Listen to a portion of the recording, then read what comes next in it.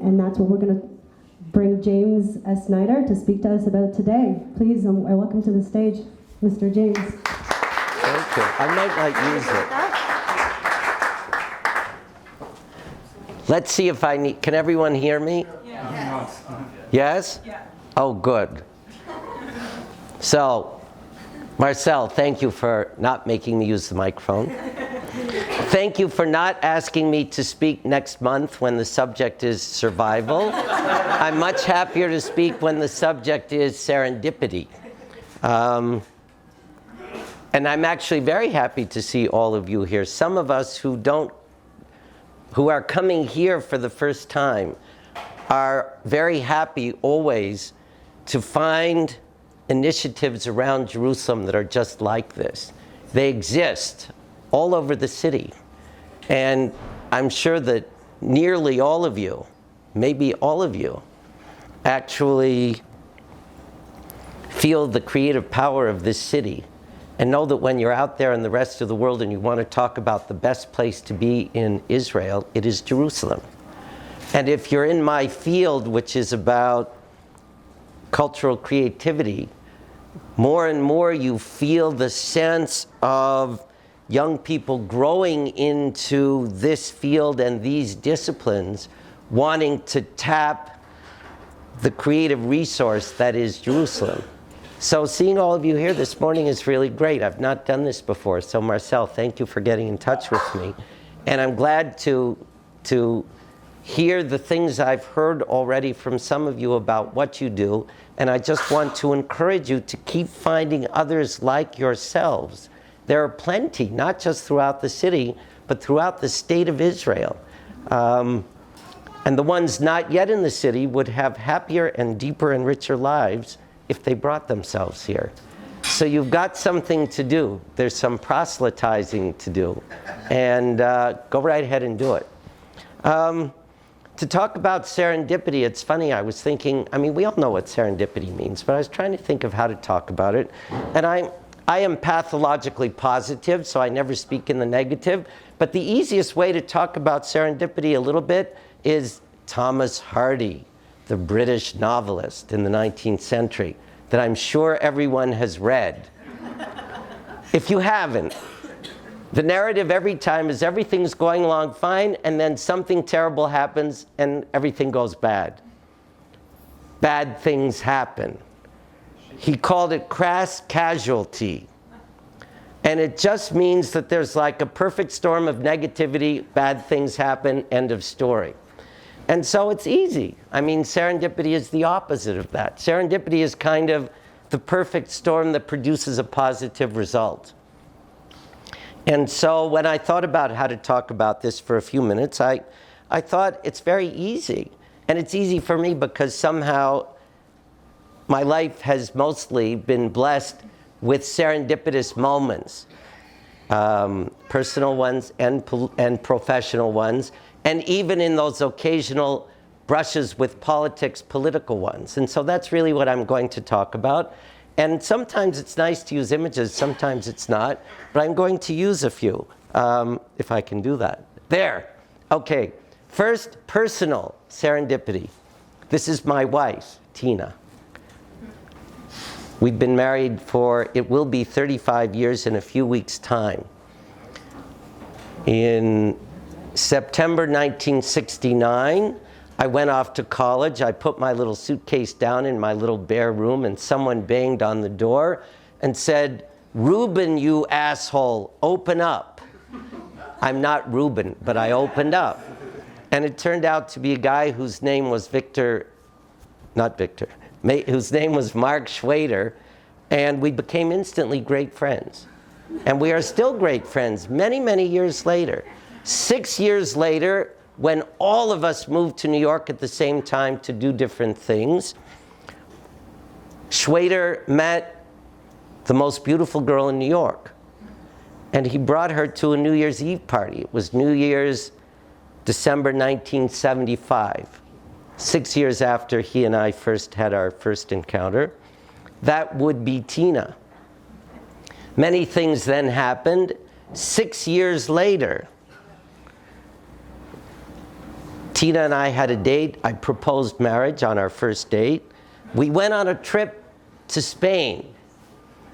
And there's Tina, so that's 12 years from the first moment, in the fall of 1981, in the Plaza Mayor in Madrid. And that picture is next to, it's on my bedside side table. So I see it every night when I'm sleeping at home in Jerusalem. 35 years later, being this past year, we were at an Israel Museum moment in Madrid, and we had a whole hour to ourselves. And we turned a corner and discovered that we were in the Plaza Mayor. And I knew exactly where Tina needed to sit so that I could take a picture of Tina exactly in the same pose that she'd been 35 years earlier. This is serendipity, because it tells you that you find a moment of embrace, and 35 years later, it's still the same moment of embrace. And the only thing was, now, I had to enlarge this so that her head was the same size. If you were to shrink it, that tower is that tower. The only thing missing is that guy, who had something to do with the first moment of serendipity. But this is how I think in broad terms about serendipity and its extension into, serendipity is a moment. You have a moment of serendipity, but this is how it extends and becomes part of a contextualized history of, in this case, a life. Here's a guy, I don't even know his name. I can't tell you his name, but he looks like, and I met him in Beverly Hills in California. I've actually been seeing him for 10 years. Every year he turns up at an event of the Israel Museum. He's the companion of the sister of someone who's close to the museum. We say hi. He has a very thick Eastern European accent. We don't really speak very much with each other, but we know each other. But look at him. Where does he looks like he's from? Where does he look like he's from? Somewhere in Eastern Europe. Not quite the Pale of Settlement. He's too colorful for the Pale of Settlement. And last year at this event, Tina and I have a daughter who sometimes shows up at our events worldwide. Lily is very personable. She can talk to a wall. So she started to talk to him. And he speaks in a very heavy Eastern European accent. And Lily, our daughter, said to him, "You sound like you're from Eastern Europe. Where are you from?" And he said, "Oh, I'm from a small town on the Tisa River, just where Czechoslovakia met Romania when I was born." And Lily said, "Oh, that's funny, because my grandmother was from a town on that." And he said, "Oh, you probably don't know the name of the town." And Lily said, "Of course I do. It was Tisa Ulak." And he said, "I was born 3 kilometers from Tisa Ulak." And Lily said, "That's amazing." And then she said, "When did you move to America?" And he told her somewhere in the 1930s. And she said, "Where did you move?" And he said, "Well, I moved to outside of Pittsburgh."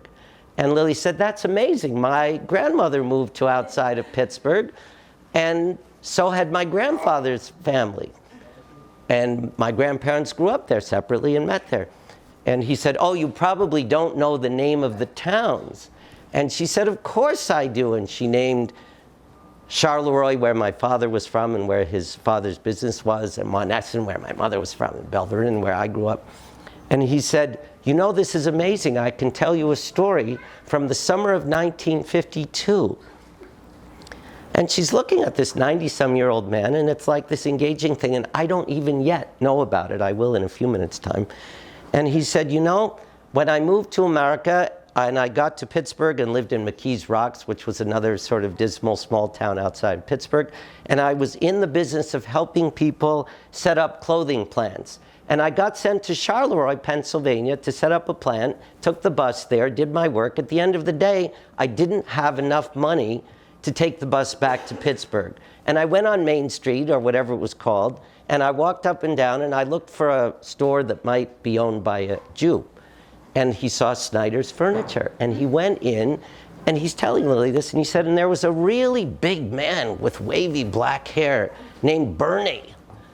And he said, this guy, I talked to him, and the guy said to me, "You sound like you're from Eastern Europe. Where are you from?" And he said, oh, a small town on the Tisa River between Czechoslovakia and Romania. And Bernie said, that's where my wife is from. And of course, I had the same conversation, but this is 64 years earlier. And my father discovered that this guy was someone nearby, and he drove him back to Pittsburgh, and that was the last they'd ever met. That summer, that guy's son had been born, and a few months earlier, I had been born. And my father passed away several years ago, but this is like to meet a guy that you've known for 10 years and have not been polite enough to talk to, but to have a daughter who speaks to him, who discovers that he knew your father for a brief moment in time and had a distinct memory of your father. This is like a deep and enriching thing about your life that doesn't just affect you, it affects your child. That's serendipity. So those are two stories that are personal. He does look like he's from that little place, right, between Czechoslovakia and Romania. He has that darkness and sadness in his visage, which says something about them. So, that's personal. Professional, of course, or not of course, but some of you may know that I've spent the last 20 years at the Israel Museum. This is a story which is definitionally serendipitous. I grew up in one of those towns that I just mentioned, a dismal industrial town south of Pittsburgh on the Monongahela River, a town where in the region, they mined coal, and they processed coke, and then they made steel.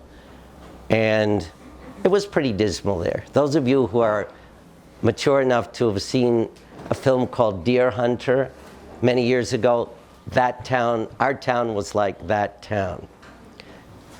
It wasn't pretty.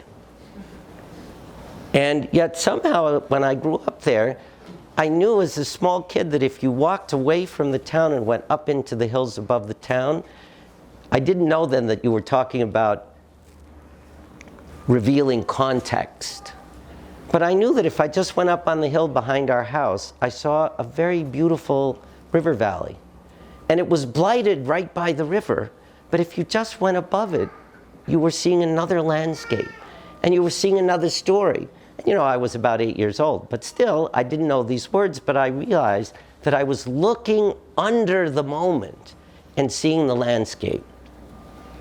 And then, interestingly, a tributary of the Monongahela River is the Youghiogheny River. Now, who knows what great American modernist architectural masterpiece is on the Youghiogheny River? Falling water? Yes, who said that? Stand up. So, I didn't know what falling water was. I didn't know who Frank Lloyd Wright was. But the place to go to do the rapids, such as they were around us, was the little tributary of the Youghiogheny River where falling water was built. And from the age of 8, because before 8 you weren't allowed to go there, but from 8 until 14 when I was sent away to school, every summer I would go to this place and I'd look at this piece of architecture and I would think, and I didn't know these terms, but I saw a building sitting in the landscape, and I saw what happened when you put architecture in the landscape and how powerful it could be. Then when I was 14, I got sent away to a boarding school that was in the middle of nowhere in Pennsylvania. All the boys hated it, but I loved it. And I loved it because the landscape was gorgeous, and all the architecture was built right before the Civil War. Fieldstone bases, Pennsylvania brick facades, and the connection between that architecture and that landscape sang. It said something to you. It told you about the history of a certain moment. It told you about yourself today looking back at that, and it told you about the landscape underneath. And then if you jump ahead, when I finished school and I went to New York, and I went to work at the Museum of Modern Art, and of course the Museum of Modern Art is like the temple to international modernism. And it's all about the notion of building architecture that sits in a place and where you have a resonance between the place and the architecture, and where you know that it's not about the architecture, it's about architecture as the neutral backdrop for a story that you tell inside. And I was a very happy person at the Museum of Modern Art. I was there for 22 years. I had the privilege of helping to remake it in one of its major iterations in its own history. And my own field was 1850 and later, and what happened in the middle of the 19th century that suddenly allowed for a change in the visual cultural narrative, that it moved away from the representational and it moved away from always telling a moral story, and it became about something else. It became about visual aesthetics, and it would grow into the story of international modernism. And I became a diehard international modernist junkie, and I was perfectly happy. And in a way, I was kind of addicted to what that ethos was about. And then suddenly, out of the blue, in the spring of 1996, I was asked if I might want to be the director of the Israel Museum. Some of you know that I had to look on the map to see where Israel was. I knew about that museum only that it had a very strong modern and contemporary art collection. Those are my fields.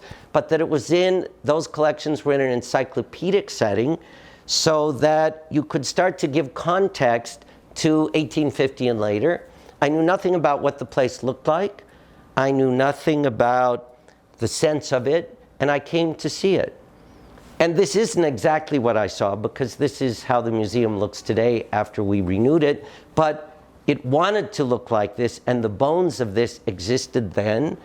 And just arriving, I arrived here at the end of the day. It wasn't lighted so uniformly. It was lighted with a lot of lights that wanted to be uniform, but I knew they could be. And what I saw was like international modernism as an outcropping of architecture on a stunning landscape.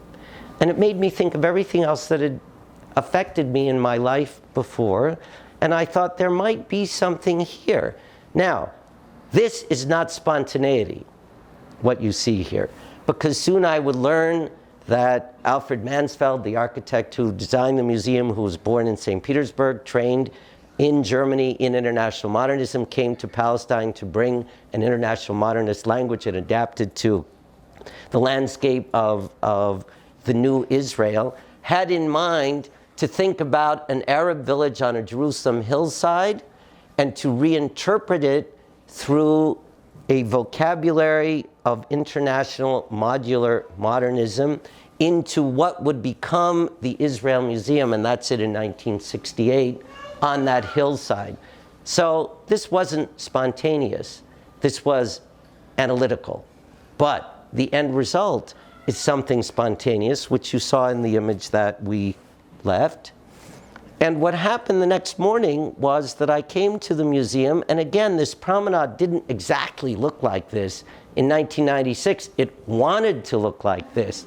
And as I ascended this promenade and got not where the guy is with the hat, but one more higher, I knew that I was hooked, because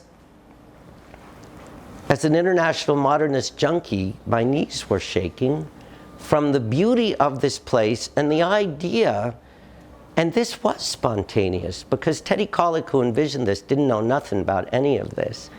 But here I was on a site which used international modernism to lay an architectural vocabulary and an envelope on a powerful landscape, and once you entered, it would become the backdrop for telling a narrative which then didn't exist, but all of the material needed to make it happen was within there, and allowed us over time to make what you know there today, which is the backdrop for a story that starts 1.5 million years ago and comes to the present, and that relates to the mantra that all things connect over time and around the globe. Now, as I say, in 1960, Teddy Kollek wasn't thinking about all that, but somehow inspiration and spontaneity and a perfect storm of positive connection enabled the groundwork for that, and made me realize in 1996 that without knowing a thing about this place, we should pick up that family of ours and just move here and try to get that place from there to what it wanted to be. With a lot of help from a lot of people and an incredible staff in our Israel Museum, and I hope you know many of them, we have been able to do that. And so the springboard was spontaneity. What followed was everything else that spontaneity inspires. So that's personal and that's professional. Now, political, but not political, because of course we are not about politics in our place. And the more of us who aren't about politics, the greater success we can have from our part of the world, and the more we can flourish in a contextual connection with everything else in the rest of the world.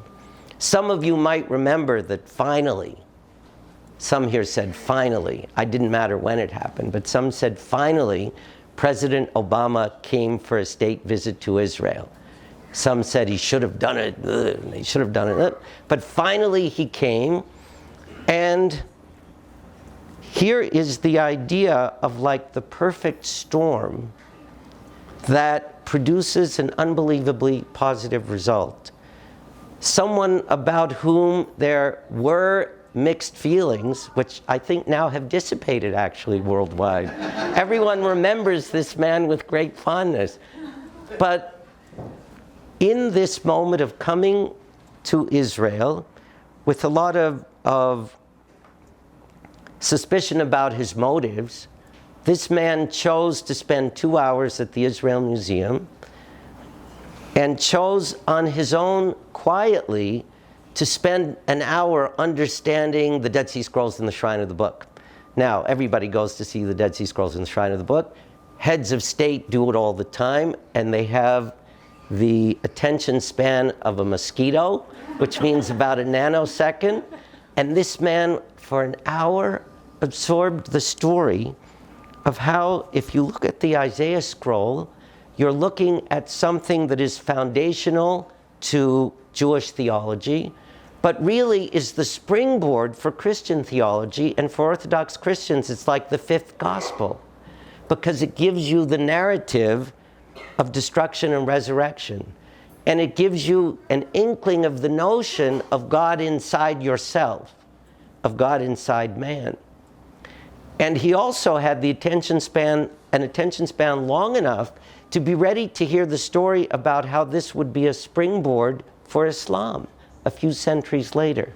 And when we finished telling that story, and there was, nothing, there was no agenda to our being together. It was just about all of this coming together at this one moment and producing a pretty revelatory result. And the result was his going like this and saying, I understand this, and it is very meaningful. And this is the moment on the way out. This doesn't happen very often. And why is this spontaneity? Because any diplomatic visit here would have taken any of 10 other itineraries through the course of those 46 hours. But he somehow wanted that moment to happen. And look how it allowed something that might have been political instead to become something with huge and deep cultural meaning. An exciting moment.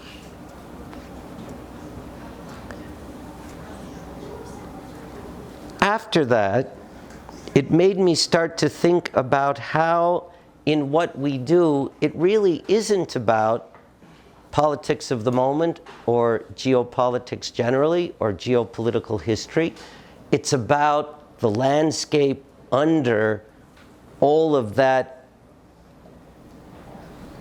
political movement of the moment.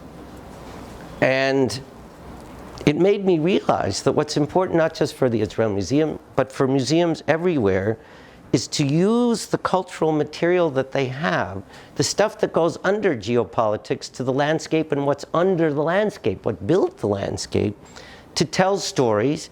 And they can be stories from the past that talk to you about the present, or they can be stories in the present moment that amplify and illuminate what's happening in the present. So I'll just show you two examples. I hope all of you saw this beautiful small exhibition a year and a half ago of the only 3 bronze portrait busts of Hadrian that survived from the time of his empire. You didn't all see it? Yeah. If you didn't see it, you missed something amazing. It's only 3 things. And you know, we brought these 3 things together because the museum had turned 50 and we had many ideas that we implemented. And one simple idea was that for each of the collecting wings of the museum, the fine arts, Jewish world culture, and archaeology, we would take an object or 2 from our own collections and pair or trio those objects with loans from sister institutions as tributes to the Israel Museum on the occasion of its 50th anniversary. In this case, I hope you all know that of the only 3 bronze portrait busts of Hadrian that survive from his time, the most beautiful one is our own. Now, you know, in Israel, they say that all the time, our cows give more milk and all that stuff. But in this case, it happens that the one in the middle, which is ours, which was excavated only about 25 years ago in Beit Shan, is the most beautiful. Because the aesthetics of where we are today really were at the core of the aesthetics of the classic Roman aesthetic vocabulary. So this is the best one. The other 2, the one on the left comes from the British Museum in London. The one on the right comes from the Louvre in Paris. And we weren't even thinking about what I'm about to tell you.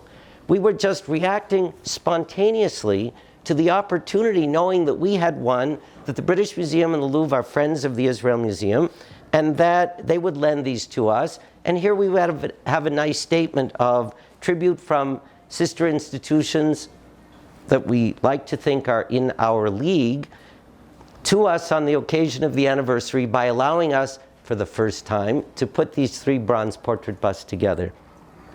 They came, we put them in place, and we started to realize the message, the deep meaning that little sort of curatorial spontaneity brought together. And the meaning is this: Hadrian, of course, ruled the broadest expanse of the Roman Empire, from Iraq to Great Britain. And he ruled it during its golden moment, during its best and most peaceable moment. These 3 heads are fascinating for us because they're the same guy. These heads were all always sculpted from the same model. But depending on who was interpreting the visual attributes of the model, which was just a profile on a coin, he looked different. So the one from the British Museum was done way at the western edge of the empire by people living in Britain at the time. And it's an entirely different aesthetic. Maybe it looks like the people who lived there, but it doesn't look like the people who lived and had a visual dictionary for creating these portrait busts here. And it didn't look like the one from the Louvre comes from Asia Minor, comes from somewhere in Turkey. And again, it's a different visual aspect. And we started to think about that, and it was its own sort of first level of enlightening interpretation. And it was about the idea that you can have people in an empire all across the empire, but they represent different ethnicities. Those ethnicities have a different visual sensibility. They have a different aesthetic culture, and they are all one. They lived in a golden time, in a peaceable time, and yet they depicted that emperor according to their own sensibility from their own subculture. Now, if you think of what's happening in the world today, that's like a really interesting message, because what's happening in the world today that has really shaken the world is happening exactly across this same landmass from Iraq to Great Britain. And here we're telling a story that in 130 AD, people lived peaceably across that landmass using different languages, different vocabularies, and seeing things differently. And of course, for us locally, the footnote to this story is that 5 years later, having said that he was prepared to rebuild the Second Temple, somehow something changed Hadrian's mind, and he returned, killed 600,000 Judeans, expunged Jerusalem, and erased Jerusalem and Judea from the world map. That's a different story. But again, these are stories that take from this cultural material from the past and sort of help you think about something that's happening in your own time. And you know, in our group of museum directors, we talk about this all the time now, because people say, you know, museums are becoming less and less relevant. The truth is, the more museums hold these kinds of treasures, and our curatorial spontaneity enables us to do this, the better it is. Now, to come to a story of the moment, and this is not a promotion for the exhibition Ai Weiwei, Maybe, Maybe Not, which is opening 2 weeks from today at the Israel Museum. This is a story about spontaneity. You all know who Ai Weiwei is? Okay. So after his period of arrest in China, when China loosened its stranglehold again, I think for practical reasons, knowing that it would be hard to do business in the West if they continued to hold Ai Weiwei under arrest. So they released him. He lives freely in China, but he's chosen to live mostly in Berlin because he has better gallery support, studio support, and he can work worldwide. Is he a great artist? I'm not sure, but he may be the greatest artist of the moment because his focus is on the condition of humankind today. His focus is on humanity and the state of humanity. This is sort of an iconic image of him looking out at the world. But here, almost exactly a year ago, sort of in the middle of May, he is filming, he's working on a multi-year project on refugee migration, which is a film project. He's traveling to all of the locations across the same landmass that we mentioned with regard to Hadrian, and he's filming, and he was in the West Bank, and I had a phone call on a Thursday saying that on Friday morning at 10 o'clock, an hour and 20 minutes ago, he wanted to come and see the Israel Museum. He would have an hour and a half. Could I do it? And I said, of course I'll do it. And I got there at 10 o'clock. And at 11:30, he hadn't arrived. And we thought, well, he's blown us off. He's not the man we thought he was or hoped he was. At 11:30, he arrived. And his whole entourage was shouting, Weiwei, we're late, we're late. We have to go see this and that, and we have to be at the airport because our plane is at 4. We have to leave at 2 o'clock. And he said, I came to see the Israel Museum, and we are staying here for an hour and a half, and then we're going to the airport. For the next hour and a half, we saw the entire Israel Museum. We saw this entire story from 1.5 million years ago to the present, and I explained this mantra about how all things connect across time and around the globe. He's like a social media junkie, so he was Instagramming and doing all that stuff. As we went, and all over the world, people were seeing this, and my phones were buzzing away in my pocket because everyone was watching this happen. 3 months later, Weiwei, through an intermediary, reached me to say that he'd been so moved by the experience of this place that with all the museums lined up with commitments for exhibitions, if we would give him certain dates and certain space, he would do an exhibition with us. And we were already planning, this isn't serendipity, this is planning. We were planning a season just now of art and artists in our time because we already, based on Hadrian and other stories, realized that we wanted to do a season of exhibitions where artists' messages were meaningful for the moment. Not politically, but as a form of enlightenment. And so we thought having Weiwei in that constellation of artists would elevate it in a dramatic way. So we offered June 1st, 2017, and we offered space, the entire top floor of the museum. And he said he was willing to work on it. On November 4th, we met in New York for 4 hours.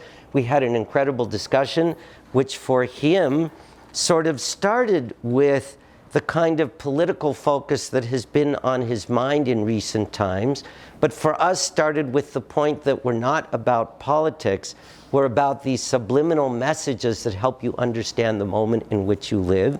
And we came finally to a narrative which is about the people of China and the people who live in Israel, all of them, all the people who live in Israel, and the way that they are the current manifestation of 5,000-year-long cultures, single cultural heritage, single language, bracketing Asia with sensibilities that resonate.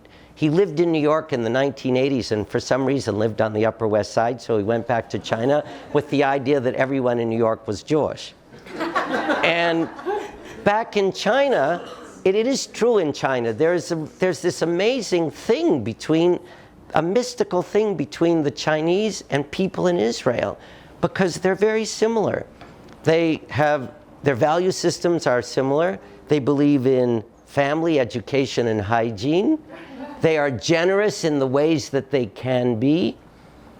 And the Chinese have a great admiration for people here, but they don't understand that there are so few. And people here, you all know, have great admiration now for China, and no one here can count to 1 billion, let alone 3 billion. So the understanding of who lives there, it's like a mystery, but it's an engagement and it's a fascination. And so this began with spontaneity, with Weiwei.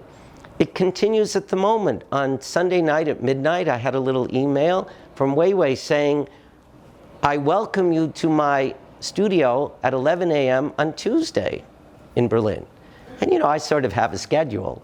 But I knew that this was not a moment to say, I'm busy. And I left the next night and I got there and had the most amazing 5 hours that I perhaps ever had in my life, sitting across from an artist, having a discussion so deep and so personal, at the end of which he said that he really came on the spur of the moment to see this place, knowing only a little bit about it, but he left with a sense of conviction about the importance of the story that we have here. So, again, spontaneity is what it is, but it's a positive, and it leads to other things that can be deep, meaningful, and not of the moment. And so in 2 weeks' time, actually, we are opening this amazing exhibition. Why won't we go to the last? We're opening this amazing exhibition. It's a sequence of monumentally scaled metaphorical installations by Weiwei, where the theme of each metaphor is something that means something to people in China and it means something to people here.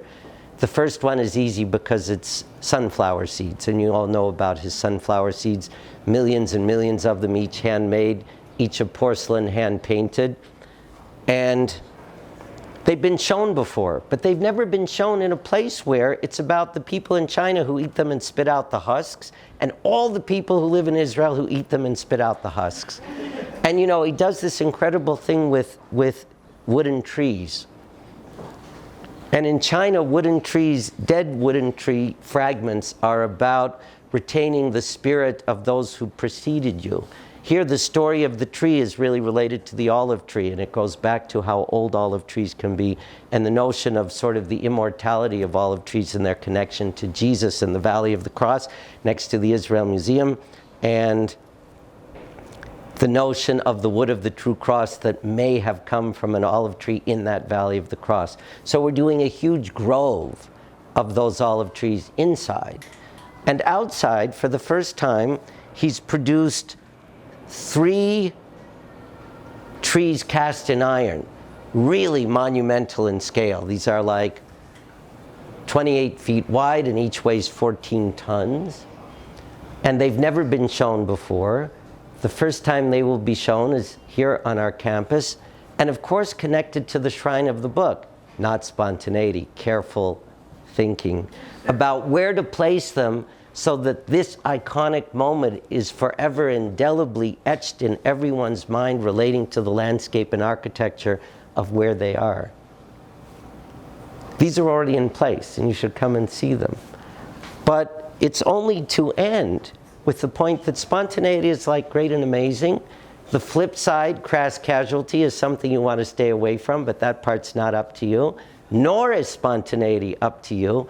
But when spontaneity, with all of its positive radiance, strikes you, seize the moment and use it, because from it you can do something good.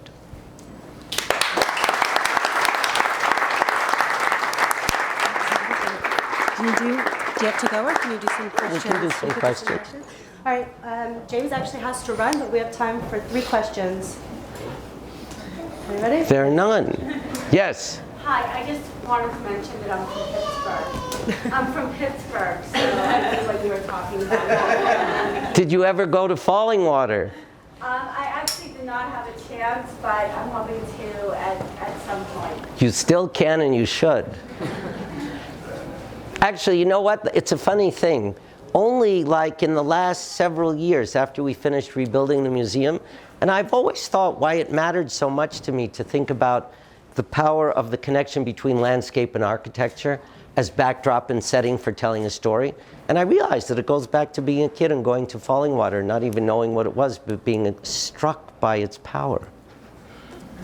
How would you describe the influence that Israel has on the contemporary current art scene? In the rest of the world? Yeah. Well, you know, it's really interesting, and I don't want to say that it's because of the Israel Museum, but a little bit I might. Because artists everywhere are willful. And no matter how much their gallerists try to edit them and sort of present the best of their work, it's very hard. And out in the rest of the world, you got a lot of galleries and gallerists who are that strong. Here we have a lot of artists, and many are very good, but we don't have so many editors of their work, so that the best work is what goes out in the world.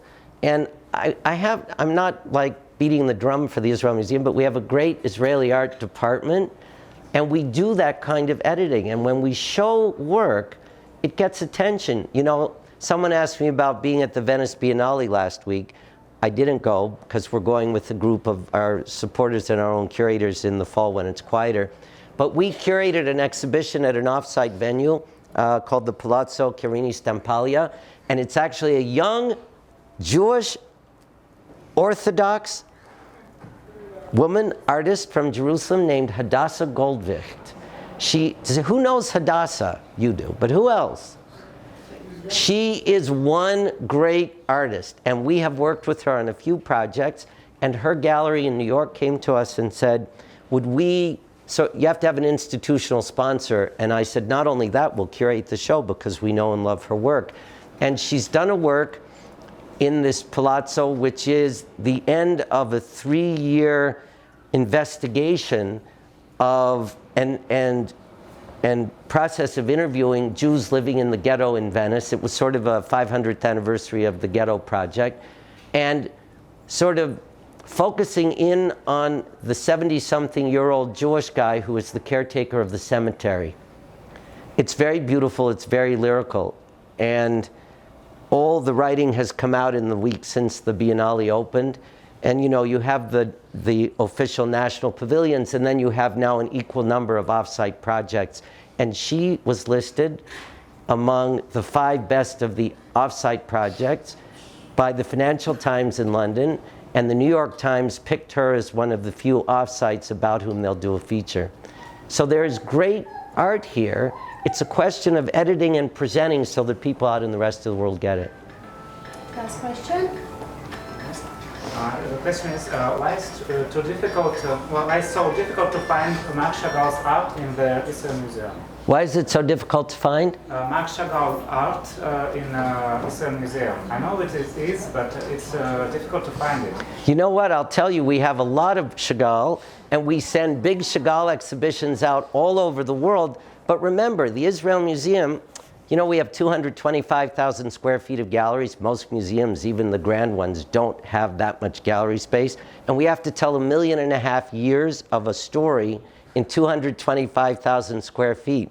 So Marc Chagall is in there always with a few very important works, but in the scheme of 1.5 million years, he's got a lot. Thank you very much. Thank you for joining us today. Pleasure.